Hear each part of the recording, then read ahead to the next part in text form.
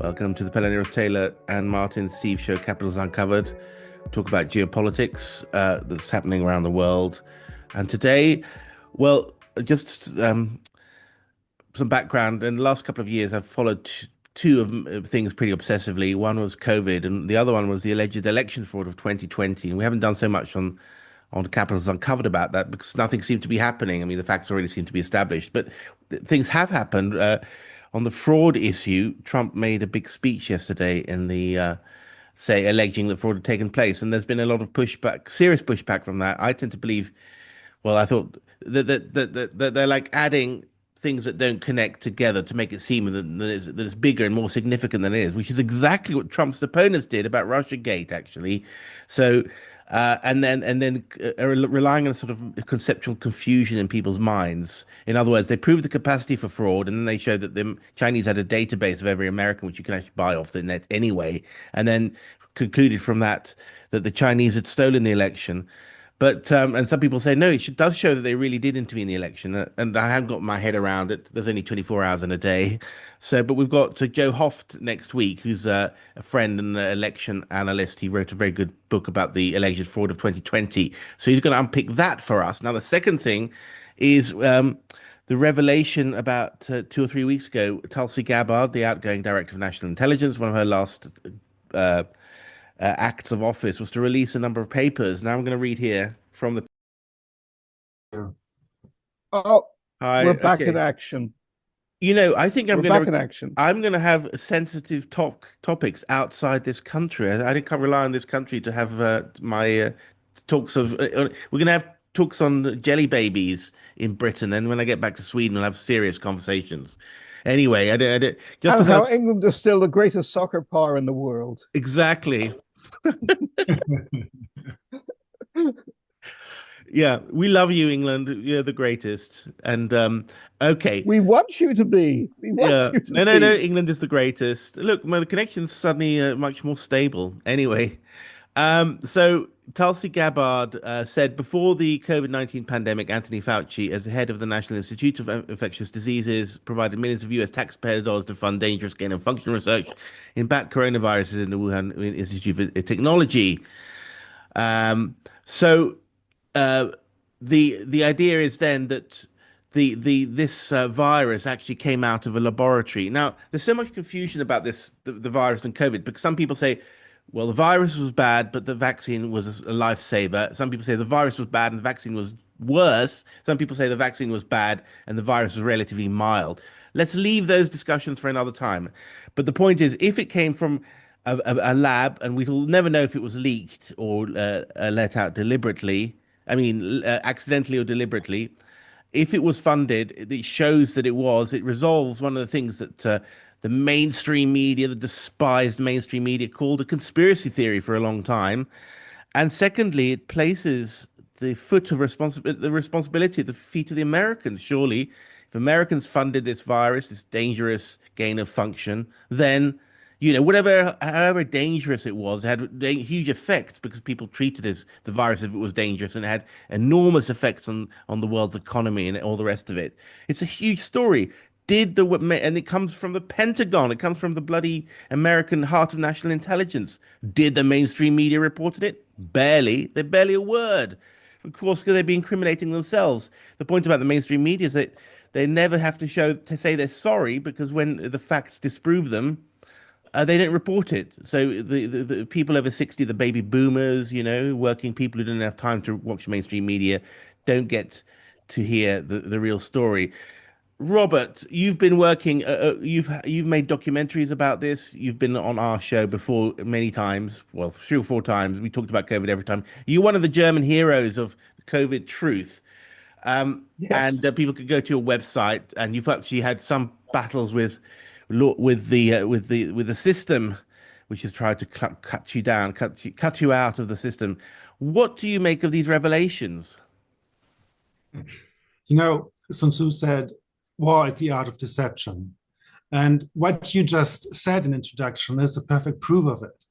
It's not that just because a journalist is criticizing the government or saying that the pandemic is a pandemic, that he is not, in fact, working for the government. He could still be working for the government or for the planners of the so-called pandemic.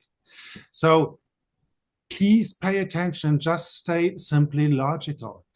It is mind-blowing how many alternative media outlets have proven in detail that there's no epidemic in their country at any point in these 2 or 3 years of COVID. And the same media outlets then report the deep leak, or whether it came from a wet market, and they don't even question the point of what really happened. War is the art of deception. Yeah. So if you are presented with a false dichotomy, please just make a step back. You cannot have both. You cannot have no epidemic and a dangerous lab leak infecting the whole planet. And you cannot have an epidemic which is exactly the same degree of danger to the peoples in 196 countries. This is not a biological possibility. And if you look at the statistics, if you look at the numbers, which I did extensively, which a lot of other media people did too, there is no epidemic at any place on the planet, at any point. Not even in Bergamo, not even in New York City, not even in Madrid or Strasbourg, where you had the so-called hotspots, and certainly not on the boat Princess Diamond. It's the proof that there was no epidemic. So what the fuck about Wuhan? It's the wrong story track.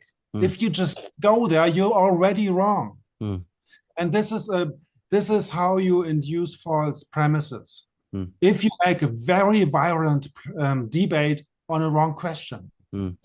Just, remember, mainstream media reported that it came from the wet market, but that there was no link to the dangerous bioweapons laboratory, which is close by.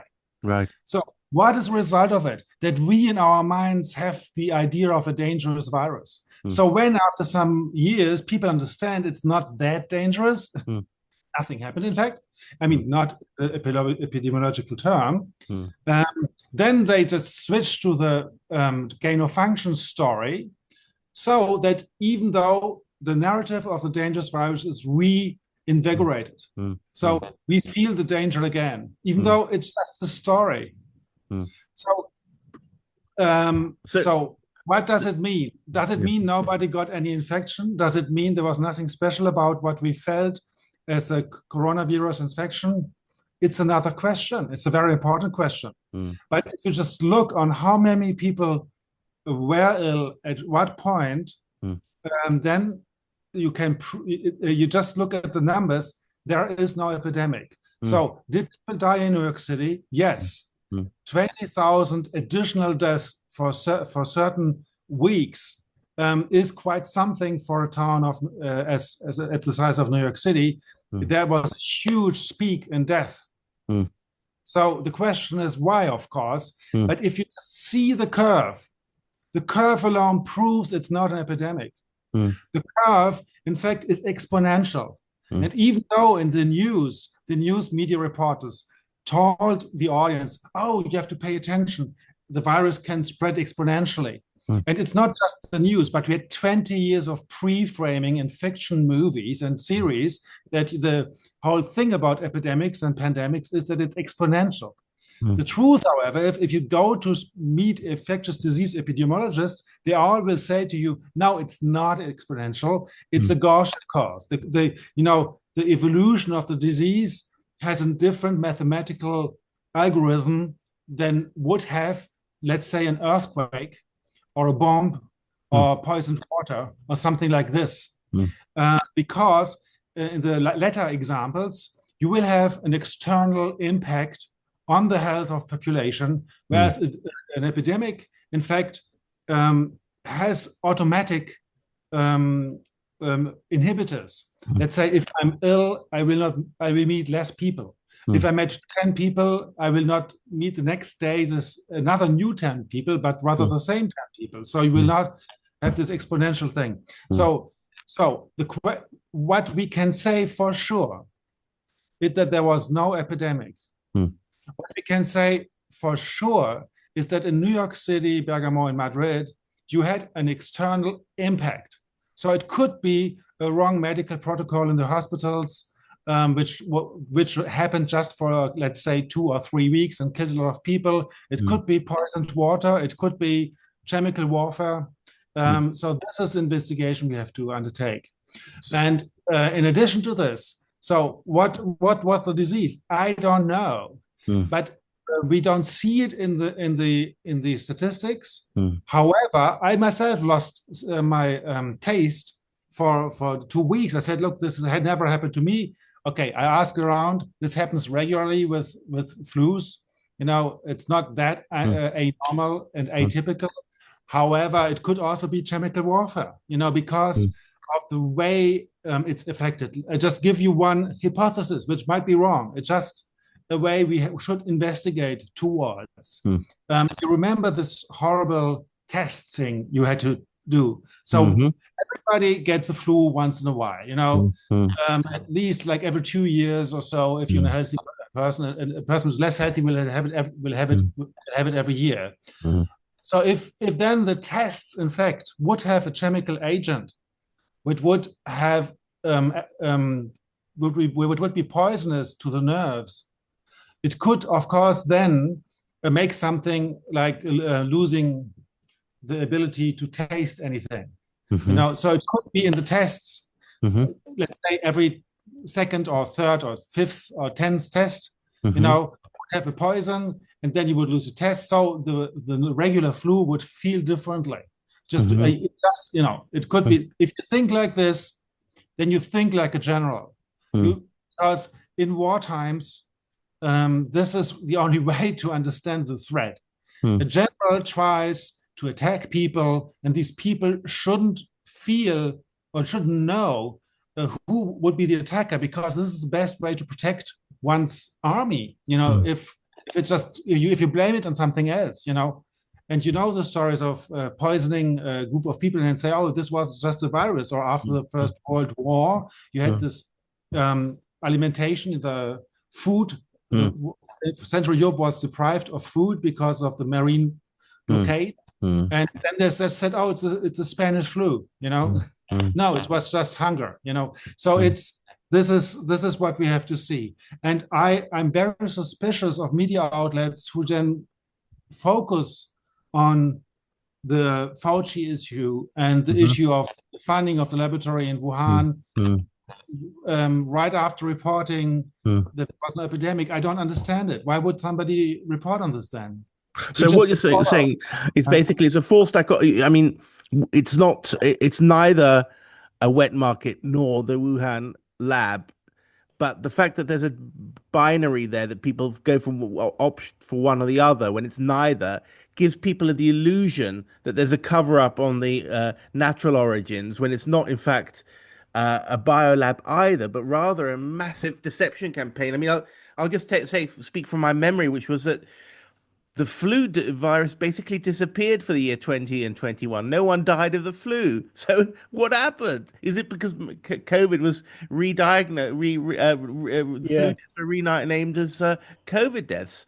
And one explanation is there's a kind of pushing out effect so that the COVID can push out effects of flu. But I'm not medically knowledgeable to know if that's possible. But it could also be, as you say, and in many countries, there was no increase in mortality. I know in Scandinavia, which had no rules at all about lockdowns or anything. I mean, that was the thing that exposed everyone else because they refused to play by this. No, Pelle, you don't need to be medically knowledgeable to just see that if you don't test a thing, if you don't test that disease, you will not have results of people having that disease. Right. So if nobody did flu tests, it's not a surprise that nobody had flu. Right. It is, of course, scientifically bullshit. Yeah, so that no one was carrying out flu respiratory tests in those years, but they were carrying out these COVID tests, which work on aubergines apparently, and on lots of non-biological things. I mean, you could do the COVID test, and it was an epidemic of testing because the more tests you did, the more positives you got, and of course, that doesn't mean that so there's an explosion of testing, which the media irresponsibly reported as an explosion of cases. You know, they're nothing to do with each other. The more you test, the more you'll find. So yeah, is that right? I mean, Robert, welcome back. We won't let Mia hold ups in the communication in the ether from stopping us from doing this show. We've got Robert Cibis with us, who's a documentary maker, and he's an expert on COVID, and Martin Sieff, co-host, and we were just talking there about how, in fact, you know, and I guess a lot of the alternative media, in your estimation, may get things wrong by running after this latest trail. Is that right, Robert? And in fact, ignoring the larger. Yes. Yeah. You know, you just have to stay cool. And if the perpetrators give you a story to play with, take another story.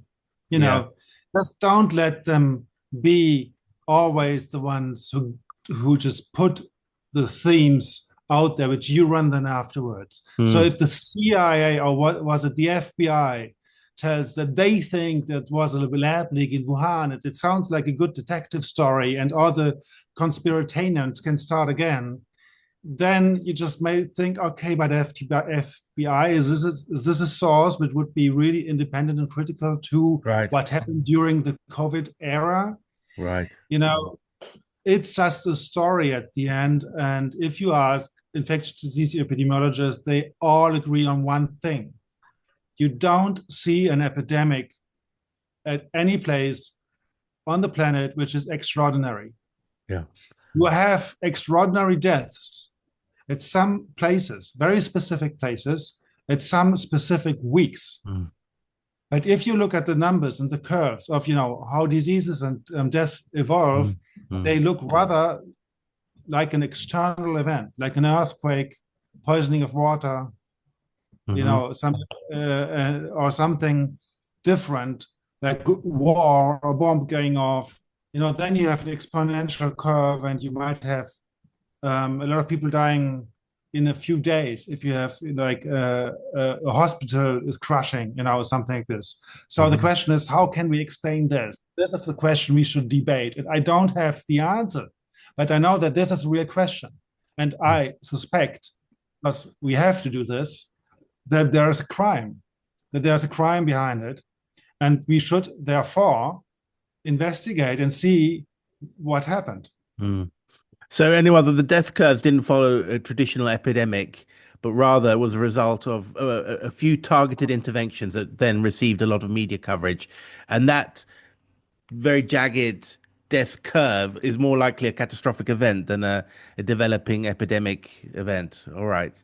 Okay, we'll leave that for the moment. I want to come back to it, Robert. I mean, come on again soon, because I don't think these things should go away automatically. A lot of people seem to have forgotten about that, and I want to get these people responsible for. I have an ongoing discussion with my 94-year-old dad. He says, "Leave it." I don't want to leave it. I hate the idea of people getting away with stuff. But you've just, Robert, you've moved on a little bit from COVID, and you've just done a documentary about one of the world's most interesting persons in terms of her influence, and it's Angela Merkel, who was the chancellor, I think, from 2005 to 2021, famous for Wir schaffen das, mass immigration project, and for her, well, I don't know, she came from East Germany. She was the sort of sometimes called a female Bismarck for her ability to get everyone on the same side and keep Europe at peace. And Europe internally, and the relationship with Russia. What did you find out? Tell us a bit about your documentary and what you found, and what is exceptionally. I mean, what's really interesting that the average person wouldn't know? Tell us. So we, in fact, are producing a documentary series. The first part is now finished and is published on our website, www.oval.media. And, you know, it seems unrelated, but it isn't at all to the COVID investigation, because you need to understand power politics, geopolitics, to understand why Angela Merkel came into this position and why she did what she did. And a lot of premises are completely wrong if you just research a little bit.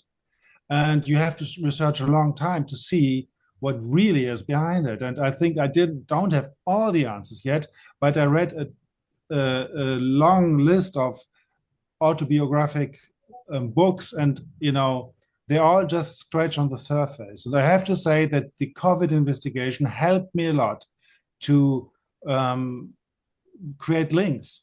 I just give you one example. So she's famous for Wir schaffen das, meaning uncontrolled mass immigration from young males coming from Arab countries mainly, but also other African countries and all over the world. And it completely changed the composition of the population in Germany.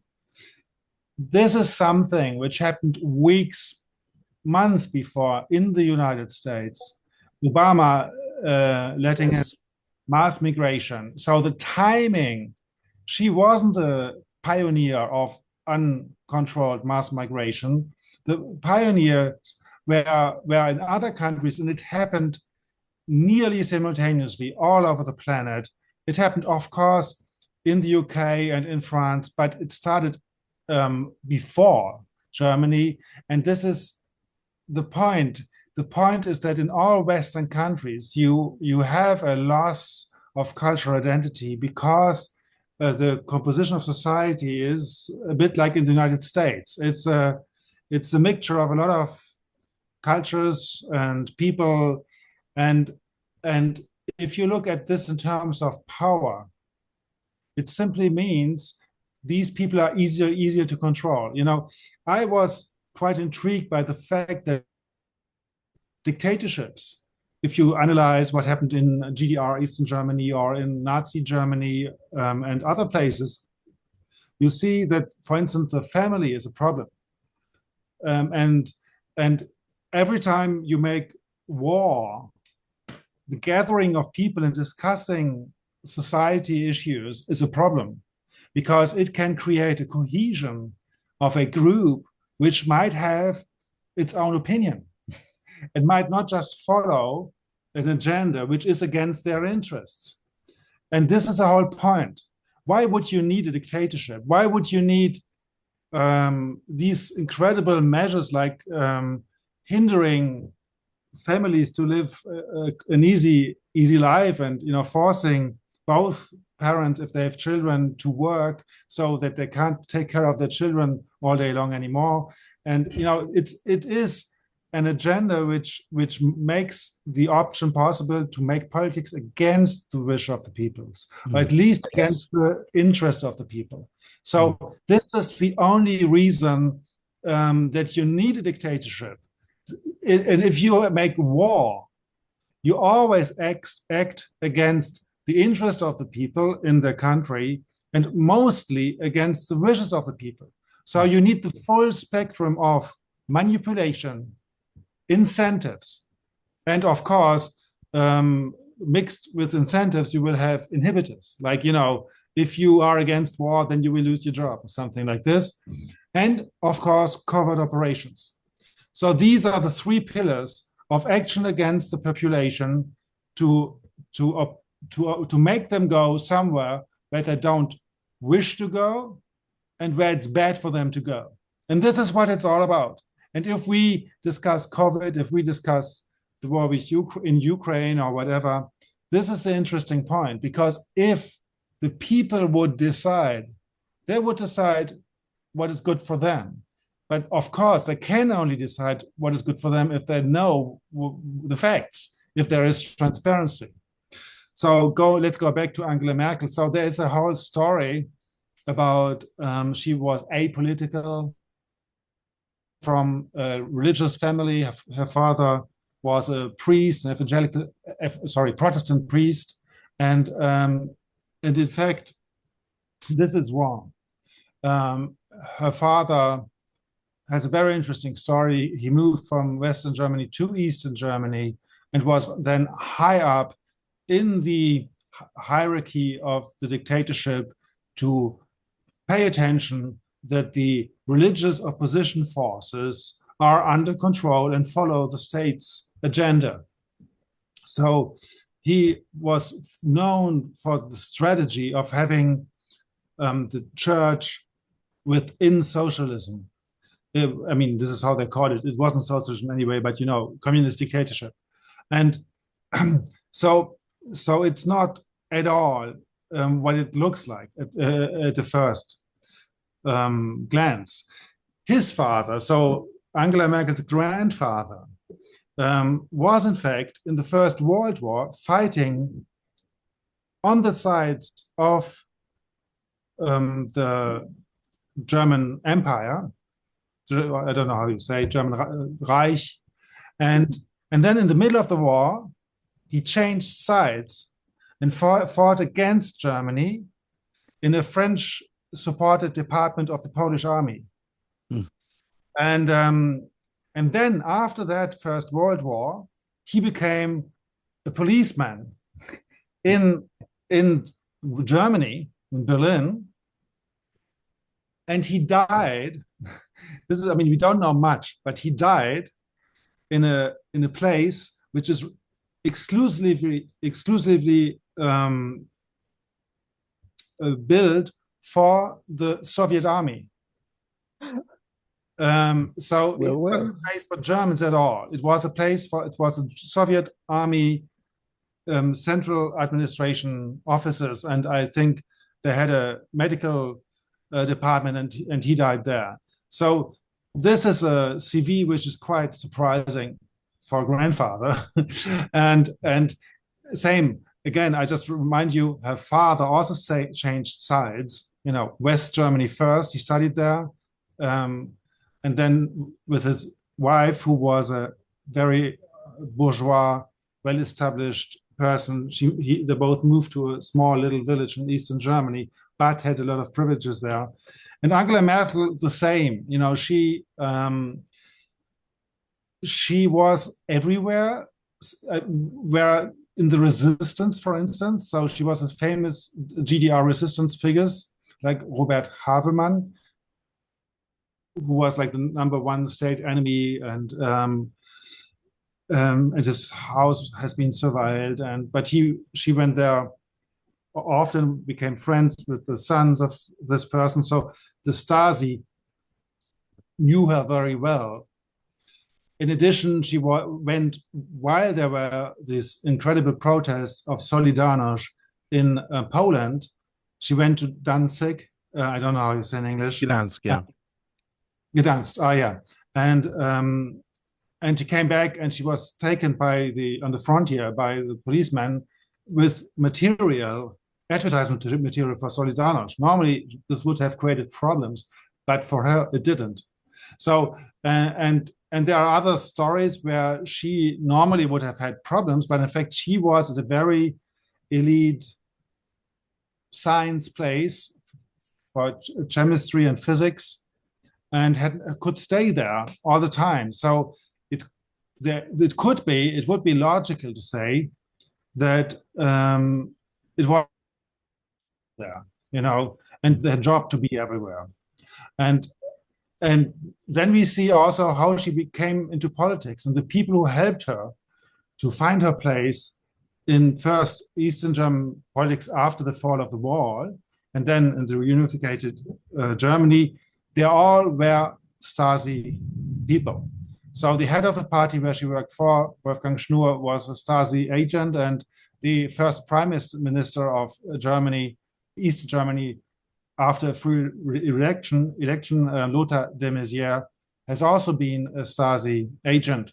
And then she famously met Helmut Kohl, chancellor at the time, and had a very long conversation at the sides of a big gathering of the party, of the CDU, the biggest party at the time, and I think still today in Germany. And this somehow convinced Mr. Kohl, to let her become minister, you know, Secretary of State, so to say, in the first unified government of Germany.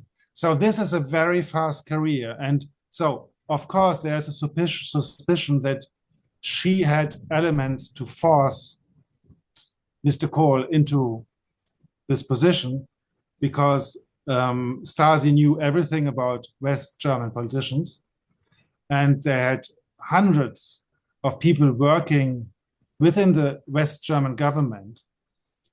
And still today, in 2026, the protocols and the documents of the Stasi are not published. They are all in the cave of the Reichstag, of the German parliament, but all political parties want it to stay there.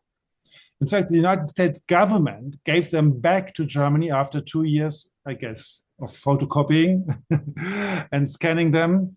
And I don't know whether they gave it back all, but what is given back is not looked at. And what is also quite fascinating to me, because I wasn't aware of it that much, is that, you know, the government then was built with political parties who became unions. So you had the East German party and the West German party, and they then created a common party. Only that the East German parties were the ones which existed beforehand.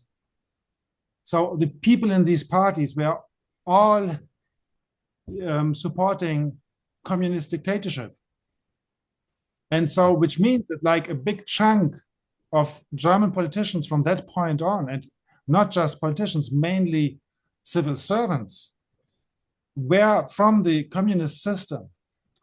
And this explains a lot about how things changed since then, you know, because I cannot, you know, I grew up in such a society where liberty was so important, and I heard like every day in school, pay attention to the beginnings of dictatorship. You have to say stop, and we need a debate. And you know, a lot of my teachers, I think, were honest, and I really just thought that we can have a democracy and that we lived in a democracy. I think they were partly wrong.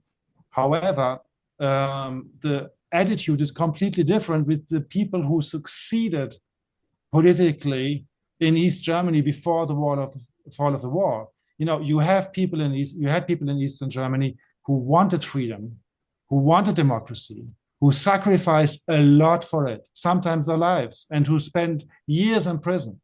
None of these people came into politics.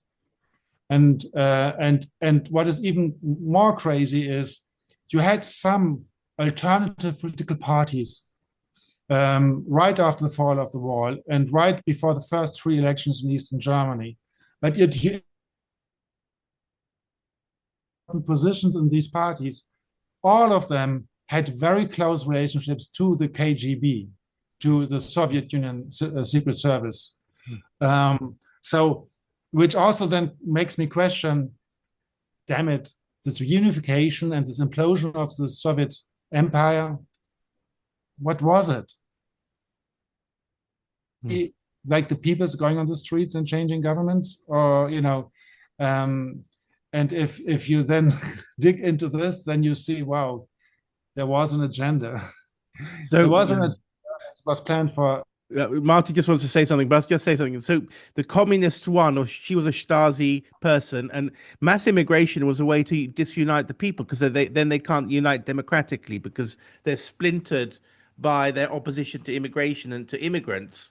And this has been known for thousands of years, that if you have a disunited population that don't speak the same language, have the same values, they'll be squabbling with each other instead of opposing the government. So immigration, in some sense, I think can be bad for democracy. Yes. I didn't say she was Stasi, huh? I didn't say that. Oh, okay. All right. If I can chime in for a moment. Again, Robert, not only do we have to have you back, but I think what you have just are enormous chapters of understanding that we should talk about in future shows, but really there are major books, and yeah, you have a lifetime of documentaries to produce on these things. I was in Romania immediately after the so-called revolution of 1989, which toppled Ceausescu. And it was not a revolution at all. I saw it with my own eyes.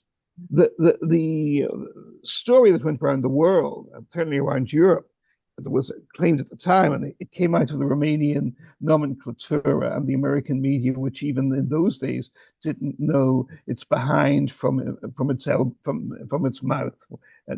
They were clueless. Was there had been a gallant uprising of the Romanian people, especially in the city of Bucharest. Bucharest was in ruins. It was like Berlin after 1945, or Budapest in 1956, or Berlin in 1953.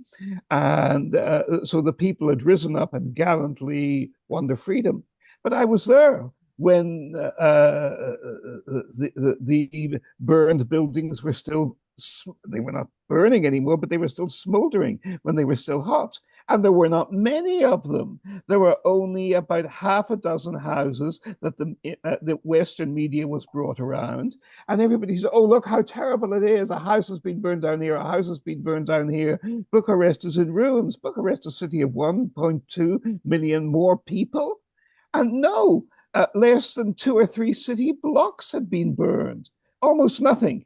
And I came from Belfast, a city of civil war, where entire sections of the city had been burned down, not by the local government or by the British government, but by the people rioting themselves against each other on both sides. I was there. I saw that real conflict happen before my eyes as a teenage boy in the late 1960s.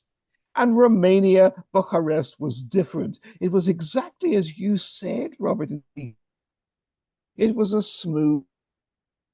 Ceausescu had become toxic. He was an embarrassment. He could not be maintained. The Soviet armies were being pulled back by Gorbachev because of internal issues in Russia. Therefore, the nomenclature, in order to survive, pretended to go under, reinvented itself, and every government in Romania for the next several years, eventually more free market, democratic, reforming governments, did take over, eventually. But only A, years down the line, and B, exactly as you said, has happened in East Germany, only after the old nomenclature, the old communist establishment, had managed to dig themselves in securely into the supposedly new bureaucracy, into the new system as well. They had to bury deep. The new system was vastly better than the old system, but the old types were still there. And of course, when one looks, everything you say, which was a revelation to me, but explains so much about Germany's longest reigning chancellor since Bismarck, I think. She reigned even longer, correct me if I'm wrong, than even Geralta, Konrad Adenauer himself. So she had a huge impact. And as you say, she was not what she appeared to be or what she presented herself as being. And now we see our good friend Kaja Kallas from Estonia running exactly, Robert. It seems to me, correct me if I'm wrong, we see a similar pattern here. Somebody with no experience, no credentials, no credibility, magically rising to the very top, not just of her tiny little postage stamp of a country, but to all of the European Union, and then putting in people of similar dubious background to herself, not claiming freedom, but in reality smothering freedom, snuffing out free debate wherever she goes. And I always quote in these situations, Pelle, bear with me yet again, because it applies, I think, here so much, the wisdom of an American demagogue who died in 1935, the late Senator and Governor Huey P. Long of Louisiana, who Franklin Roosevelt regarded as the most dangerous fascist threat in America. And actually, he was pro-Jewish and he was pro-African American. He fought the Ku Klux Klan, but in other respects, he was very much of a fascist dictator and made no bones about it in his own state. There was no freedom of expression. It was snuffed out. And he was once asked, at the height of his popularity, could fascism ever take over the United States of America? And Huey Long replied in 1934, of course it can. Sure it can. only it'll have to call itself anti-fascism first. If fascists call themselves anti-fascists, they can take over anywhere. And this, it seems to me, is what you are describing happened in Germany in front of all our eyes. That is completely correct. And I would even say that I suspect now that the perestroika and the fall of the Soviet Union has been decided before Gorbachev came to power. And it has been orchestrated by the military intelligence of the Soviet Union. So it's not the KGB, it's something above the KGB. And it has been decided in a transnational deep state level, something we have visible proof of in the COVID area. And we can just suspect if you look at the Cold War. And this is why COVID is the key to understand the Cold War, because COVID shows that countries in geopolitics is not what it seems to be, that we have, in fact, the class war all the time. We had it with COVID, but we also had it in the Cold War. So my research shows that probably Gorbachev has been installed by Androponov, head of the military secret service, and that the first decisions in this sense come from the 1960s already. So it's a bit like COVID. COVID has been planned. You can see the first drawings of where it could go, how it could happen in the end of the 1990s. So 1997, 1998 or 9, and like the people like Robert Cibis, Anthony Fauci, and all these people were already involved into preparing it.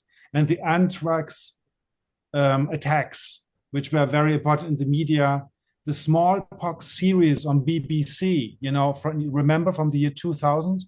Yes, I do actually.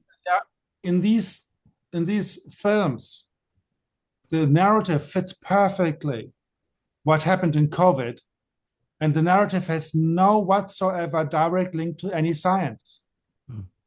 If it's very funny because I saw a making of the TV series called 24 with Donald Sutherland, and there was one season about a pandemic. And then there was the making of saying we did some scientific research and nothing fitted. So we anyway did it in this way. So the question is, why would a filmmaker decide against the facts so often? Of course, there's storytelling, but there might be more than this, because sometimes reality can be also quite interesting. And I agree. If I may chime in here, you are probably already familiar with, but if you are not, I recommend you watch the very popular American conspiracy TV series in the 1990s, The X-Files. Because of course you are familiar with it, because the reason is at the time, I loved the show. And at the time I thought this is wonderful science fiction, of course, cannot take it seriously. And I even wrote columns to that effect around the time, saying this is a wonderful show, but it's ridiculous. But if one looks at what is now widely believed around the world, from ancient alien theories to conspiracy theories, to it is now widely taken for granted, that Western intelligence agencies, the Americans, the British, the Israelis, maybe even the French, were involved in provoking wars in the Middle East deliberately, this, that, and the other. And whether it is true or not, many people believe it. But where do these ideas come from? They're all already there in the X-Files. But as you say, this can be taken in different ways. It could be that the X-Files was such a powerful and popular and well-done show that it literally shaped the consciousness of millions of people. So people believed in these interpretations when different things happened. But it is also possible that the writers of the show or people behind them were preparing the American what was going to come. Yes. And related to this, there is the argument, did people know did Chris Carter, who was the genius, who was the showrunner of the X-Files, its visionary genius, did he know more than he was letting on? And this goes back a long way. If I may just briefly, if one reads the science fiction of a very popular British writer in the less so in America, but big in Europe, John Wyndham, who wrote in the 1950s and 60s, The Day of the Triffids, Out of the Deeps, this, that, and the other. Wyndham had served in British signals intelligence in World War II and had close friends in the British deep state. And what do you find in his books? You find the genetic manipulation of biological weapons that induce blindness on the whole world. And it is presented instead by the media as just a comet setting off lights. You find new types of high-grade yield plants, which actually turn out to be intelligent and very moving and very toxic and dangerous to the human race. But they produce much higher yields of oil and food than was ever known before. And this is 10 years before Norman Borlaug's miracle grains of rice in Green Revolution. You have flying saucers not just landing on land and producing so-called hybrid human beings, which now, of course, is widely accepted, whether it is true or not. But you also find much more of them in his novels landing in the ocean and developing under the sea. And now we hear all the time nothing but even from the US Navy about USOs, unidentified undersea objects, flying saucers that go under the surface of the ocean. And they even say, oh, we know where their bases are. They're off Catalina Island, and they're in the Baltic, and they're here, and they're there. How did this fellow, John Wyndham, know these things, even if they were as fiction? Exactly 50 years before they become common knowledge. Can I just say something? I mean, it could be also, and even more conspiratorial, is that these stories are presented as fiction so that when they do happen, people say, yes, oh, that's just conspiracy theory, right? So it's to give an alibi. Exactly. I think it's the opposite. But if then it happens, or then if something is presented as fiction first, and then it's coming into the news somehow, yes, then you feel accustomed to it, and it feels like exactly. Okay, yeah. Yeah, and I think the gain of function research story, which is a lie, it's a fake. The exponential growth of viruses, you know, the idea that an epidemic can run over the world population, it's complete fiction. It never ever happened in the history of humankind, never happened to any animal. It cannot happen. A pandemic is a fictional concept. But as we saw it in so many films, we feel like when it comes in the news, okay, I heard of it. It might be true because I heard of it already, you know. So it's neuralistic, you understand me? It's neurolinguistics, whatever. Carry on, yeah. And this is it's the pre-framing is extremely important. And if you say it's not, or you say it's a fiction, people forget it. Right. So, you know, face masks don't help if you have an epidemic. If you say that often enough, people will remember that face masks make any sense. Because, I mean, you never had a mask mandate ever in human history, I think. And but the idea of it was planted in saying they don't work. So it was so in your idea, you said that Merkel wasn't Stasi, but she was part of the communist wave that conquered Europe. We've got the EU SSR in all these East Europeans with communist past running Brussels, basically infiltrated, and running KGB type policies all over Europe. So when the British intelligence says Russia is run by KGB, well, I mean, so are we. I mean, literally, the Ukrainians are ex-KGB as well. But anyway, she's linked to the communists in a way. So she was in power during early COVID. Can you connect the two then more explicitly than I understood you saying? See the same pattern on every aspect. She would just do what every government in the Western world would do. So you can understand her only if you see not the geopolitical situation, but if you see the vertical society, how power is organized in society. And you have the secret services above the governments. We see in all fiction films that they are working for the governments. But then at the same time, if you look James Bond or Mission Impossible, you understand that in fact, no, they're doing things that are so secret that not even the government knows of it. That is correct. If you look exactly Impossible and James Bond, there's a second aspect to it, which is really important. They don't have to respect the law. So if you run an organization which doesn't have to respect the law, which is in fact the truth. I met people from secret services, they confirmed it. I mean, you see it in the news even that they don't respect the law, So if an organization doesn't have to respect your law, is it above or below the government in the order? It is, of course, a means of raising above in power because the politicians are accountable. The Secret Service is not accountable. And you have stories from the 1970s who explain this. But today, you don't have it. It's like you have a very positive image in all media of exactly. the CIA. And if something goes wrong, it's because there's one evil person within the CIA, and we have to find who it is.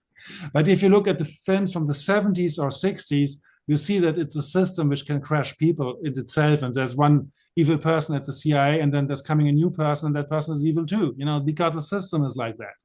So this is a change in paradigm in the media, which just shows how much the media is in fact controlled by the CIA. I'm just saying CIA to talk about all intelligence committees. The CIA is not the most important secret service of the United States. I agree. Okay. We're running out of time, though. We've got 1 minute left. So, Robert and Martin, thank you. This is an amazing life-changing or mind-changing talk, and you've given us incredible amounts of food for thought. Much more important than the CIA. Yeah. And just to say, and it goes up like this. And if you are above the law, the question is, who do you take orders from? Exactly. Right. Exactly. So we'll leave it on that cliffhanger. Who is above the intelligence agencies if the intelligence agencies themselves are above the law? Has to be some kind of dictator or something. Okay. Or has no one at all, which is even more frightening. But it is, I mean, who watches the watchers?